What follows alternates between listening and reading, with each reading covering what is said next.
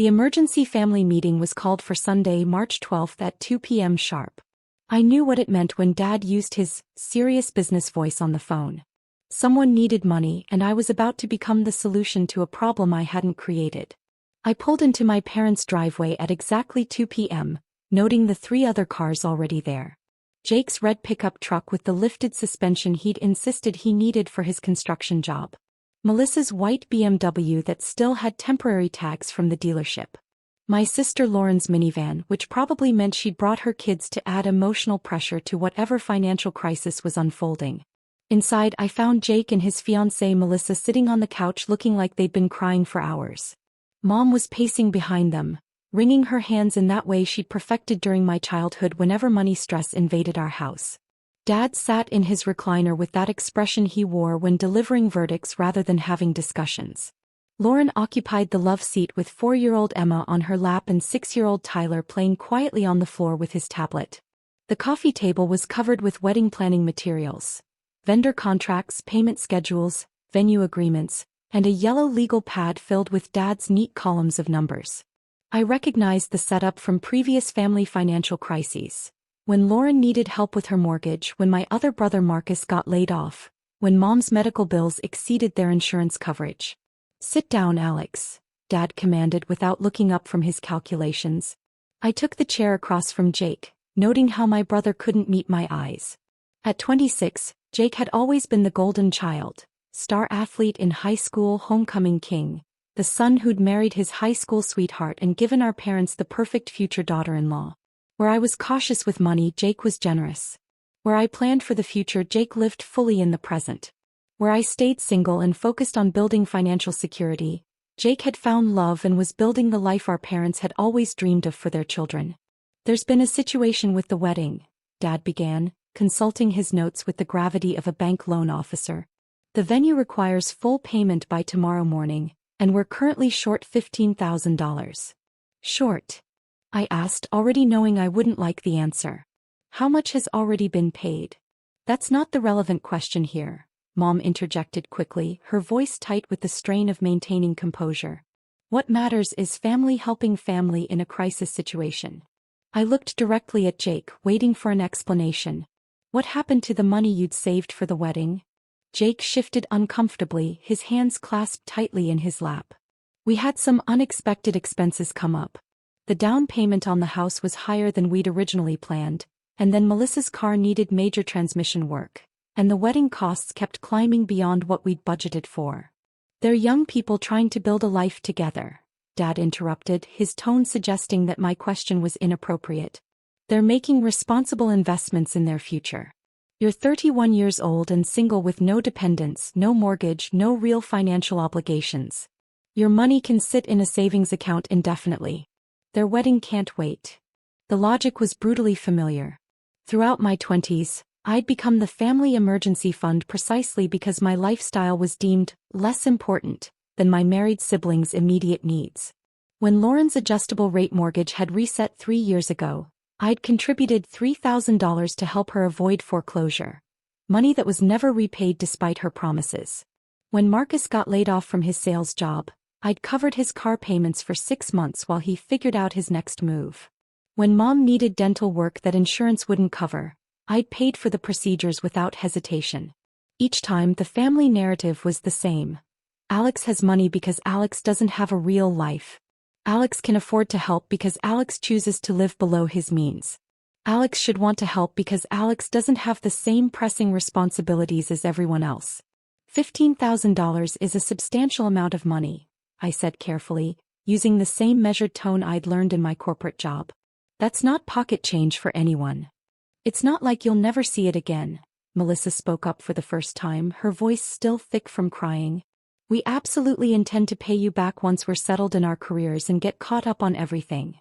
I'd heard those exact words from Lauren 4 years ago when she'd needed help with property taxes. I was still waiting for the first payment. "What's your realistic timeline for repayment?" I asked, pulling out my phone to take notes. Jake and Melissa exchanged glances that lasted several seconds too long. "Well, with the new house payments and everything getting established, it would probably take us a couple years to get ahead enough to start paying you back. But we'd definitely have you paid off before we start having kids. Dad leaned forward in his chair, adopting the authoritative posture he'd used throughout my childhood when ending arguments through sheer paternal authority. Alex, this family has always taken care of each other when times get tough. When you needed help getting through college, we were there for you. I paid for my own college education with student loans and work-study programs, I corrected. I'm still paying those loans off actually. They'll be paid off next year. Those are just details, Mom waved dismissively as if my financial reality was somehow less concrete than everyone else's.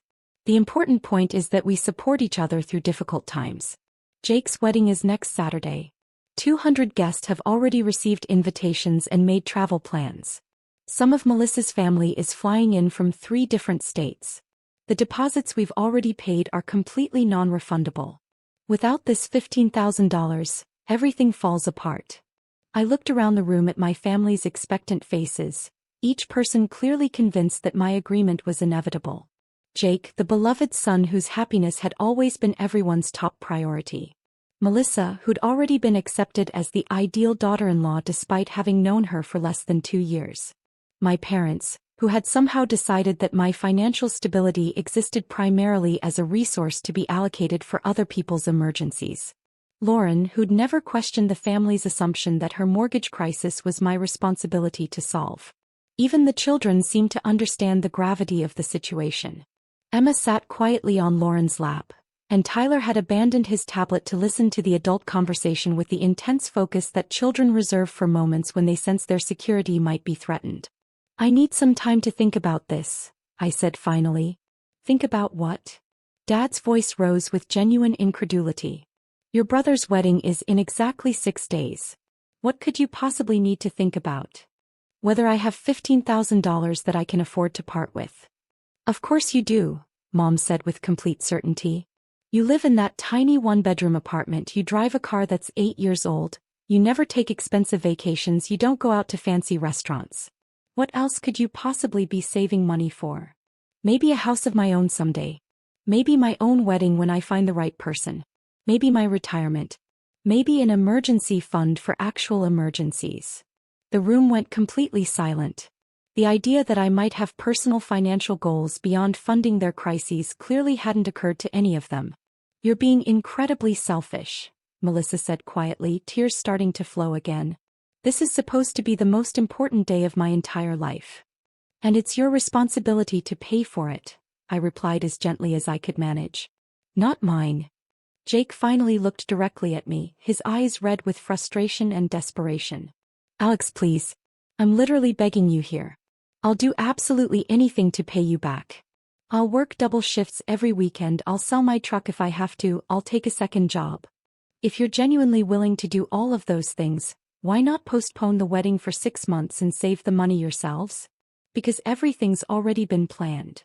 Melissa burst into fresh tears. The venue is booked, the flowers are ordered, the photographer has cleared his schedule, the band has a contract. You can't just cancel a wedding 6 days before it happens. You can if you can't afford to pay for it. Dad stood up abruptly, his chair rocking back with the force of his movement. That's quite enough of this discussion. Alex, you're going to provide this money because that's what family members do for each other. This isn't a request, it's an expectation. End of discussion. Actually, Dad, it's not the end of the discussion. I said I need time to think about it, and that's exactly what I'm going to do. I stood up and gathered my jacket, feeling the weight of 7 pairs of eyes following my movement. I'll give you my answer tomorrow morning. The drive home to my apartment took 12 minutes, but I spent an hour sitting in my car in the parking lot, trying to process what had just happened. My family hadn't asked for my help, they demanded it. They hadn't presented their financial crisis as a request for assistance. They'd presented it as my obligation to solve. That evening I called my friend Marcus. Not my brother Marcus, but my college roommate who'd become a financial advisor after graduation. We'd maintained our friendship over the years, and he'd become something of an unofficial counselor whenever my family's financial dramas intersected with my life. Let me guess, he said after I explained the afternoon's meeting. Your family needs money for something they should have planned and saved for, and you've been designated as the solution. $15,000 this time. For a wedding that's happening in 6 days. Alex, we've talked about this pattern before. You cannot continue enabling their financial irresponsibility indefinitely. But it's Jake's wedding. 200 guests are expecting to attend. If I don't help them, the entire event collapses and embarrasses everyone. And whose fault would that collapse be? Mine, according to every person in that room today. According to them, every financial crisis that touches this family becomes your responsibility to resolve. When does that pattern end? I stared at my laptop screen, which displayed my online banking information. $43,217 in my savings account. 5 years of careful financial management, working overtime whenever it was available, living in a modest apartment, driving a reliable but unglamorous car, skipping expensive vacations, saying no to countless impulse purchases and lifestyle upgrades that my coworkers took for granted. Money I'd saved methodically for a down payment on a house when I found the right property. Money for my own wedding someday when I met someone I wanted to marry. Money for the security that came from knowing I could handle my own emergencies without becoming a burden to anyone else.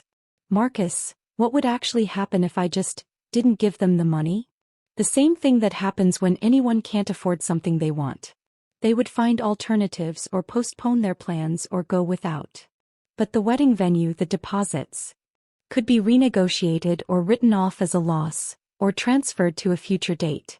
People get married every single day without spending $40,000 on a single event. After I hung up, I spent the rest of the evening researching wedding costs and alternatives. A simple ceremony at a community center with potluck reception, under $2,000. A small gathering at my parents' house with catered food, maybe $4,000. A courthouse wedding followed by a restaurant dinner, perhaps $6,000 for 20 people. My family had chosen the most expensive option available and then decided that my savings account would cover the shortfall. They'd made financial commitments beyond their means and then labeled my reluctance to bail them out as selfish. Monday morning brought a text message from Mom. Have you made your decision about helping Jake? The wedding venue needs the final payment by 5 p.m. today. I responded, still considering all the factors involved. Tuesday brought increasingly urgent messages. Alex, this is getting ridiculous. Just transfer the money and we can all move forward. Wednesday, the wedding planner is starting to panic. We need a definitive answer. Thursday brought the ultimatum I'd been expecting. If you don't help your brother, you're not welcome at the wedding. Friday morning, Dad called at 7:30 a.m. waking me up. Alex, I'm genuinely disappointed in you as a son and as a human being. Your brother spent last night crying about his ruined wedding. Melissa's family thinks we're poor white trash because we can't pay our bills on time. This situation is humiliating for everyone involved. Then maybe Jake and Melissa should have planned a wedding within their actual budget. You're destroying this family over money. I'm protecting my financial future, which is different from destroying anything. Fine. But don't expect to be welcome at family gatherings if you can't be there when we need you most. That afternoon I made 3 phone calls that would change everything. First, to my bank to arrange the transfer of my entire savings account to a new bank across town, an institution where my family had no connections and couldn't track my accounts. Second, to my landlord to provide notice that I wouldn't be renewing my lease next month. Third, to my company's HR department to formally request the transfer to our Denver office that I'd been considering for 6 months. Friday evening, I systematically packed everything I owned into categories. Essential items that would fit in my car, furniture and belongings to be donated, and important documents and family photos that I couldn't replace.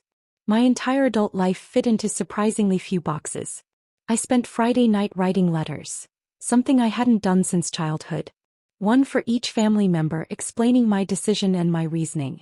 I wasn't angry, I told them. I was simply choosing a different path than the one they'd chosen for me. Saturday morning at 6 a.m., I loaded my car with everything that mattered and drove out of town. I was supposed to be at the wedding venue by 9 a.m. to help with setup, to smile and participate in the event that I'd been pressured to finance. Instead, I was driving west on Interstate 80 with my phone turned off and my future completely open. I stopped for lunch in Iowa City and finally turned my phone back on. The notification screen was completely filled with missed calls and messages. I scrolled through them chronologically, watching my family's day unfold through their increasingly frantic communications. 8:30 a.m. Where are you?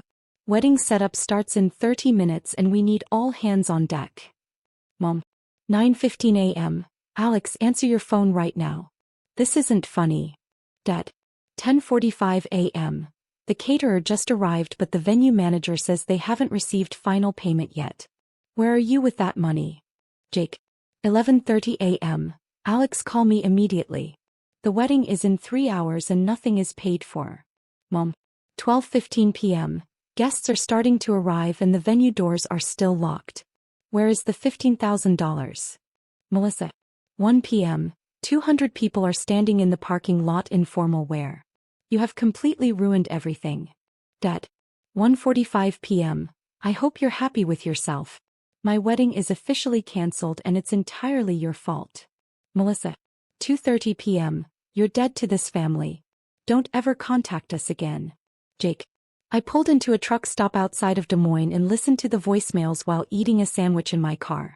Mom crying hysterically about the shame and embarrassment. Dad shouting about family loyalty and financial responsibility. Jake's voice breaking as he begged me to call back, to fix everything, to somehow save his wedding from complete disaster. The final voicemail was from Lauren, recorded at 3:17 p.m. Alex, I don't know where you are or what you're thinking, but everyone here is talking about how you abandoned Jake when he needed you most. Some people are starting to say that maybe the family put too much pressure on you over the years, but most of the relatives think you're just selfish and vindictive. Please call me back when you get this. I saved that message and deleted all the others. Sunday morning, I checked into a hotel in Denver and spent the day walking around the city I'd decided to call home. The mountains were visible from downtown, the air was crisp and clean, and for the first time in months no one needed anything from me. Monday morning, I met with my new supervisor and confirmed my transfer. By Tuesday, I'd found a temporary apartment in a complex near my office. Wednesday, I opened new accounts at a local bank and began the process of establishing my independent life. The family group chat continued for weeks. I remained in the chat but didn't participate, watching from 2,000 miles away as they processed what had happened and assigned blame for the wedding disaster. Week 1. Alex deliberately destroyed Jake's marriage before it could even begin. Dad. Week 2. Maybe we should have helped them create a more realistic budget from the beginning. Mom. Week 3. Lauren thinks we were too demanding with Alex over the years. I think Lauren's been reading too many psychology articles. Dad. Week 4. Jake and Melissa ended up having a small ceremony at Mom's house with just immediate family. It was actually really nice and intimate. Lauren. Week 5. Melissa's been asking a lot of questions about the family finances. She seems surprised that we've borrowed money from Alex multiple times. Mom. Week 6. I've been thinking about how often we asked Alex for financial help over the years. When I wrote it all down, it was more than I realized. Mom. Week 8. Alex isn't returning anyone's calls or messages. I'm starting to worry that something bad happened to him. Lauren. Week 10. Found Alex on LinkedIn. He moved to Denver and got some kind of promotion at work. Apparently he's doing fine without any of us. Marcus. 3 months later, Lauren called me directly. Alex, I need to tell you something important. Jake and Melissa are getting divorced. After 3 months of marriage? It turns out she's been having an affair since before the wedding. She was also lying about a lot of their financial problems. Jake found out she has serious gambling debts that she never told him about. That's where a lot of their wedding savings actually went. I sat on the balcony of my new apartment, looking out at the front range while processing this information. How is Jake handling all of this? About as badly as you'd expect. But he's also been asking a lot of uncomfortable questions about how much money the family has borrowed from you over the years. When I told him it was probably close to $30,000 total, he got really quiet for a long time.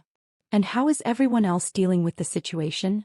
Dad is still angry at you for abandoning the family. Mom feels guilty about pressuring you. Marcus thinks you were smart to get out when you did. But I owe you a sincere apology. For what specifically? For never paying back that $3,000 you lent me for the mortgage. For thinking that your money was somehow our money to allocate.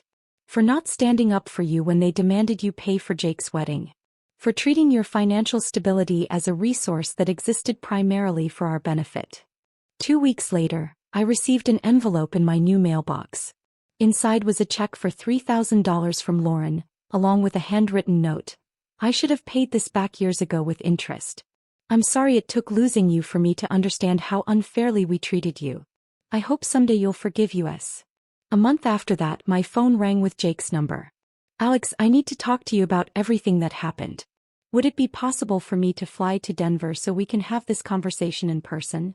Why in person? Because I need to apologize face to face for how I treated you.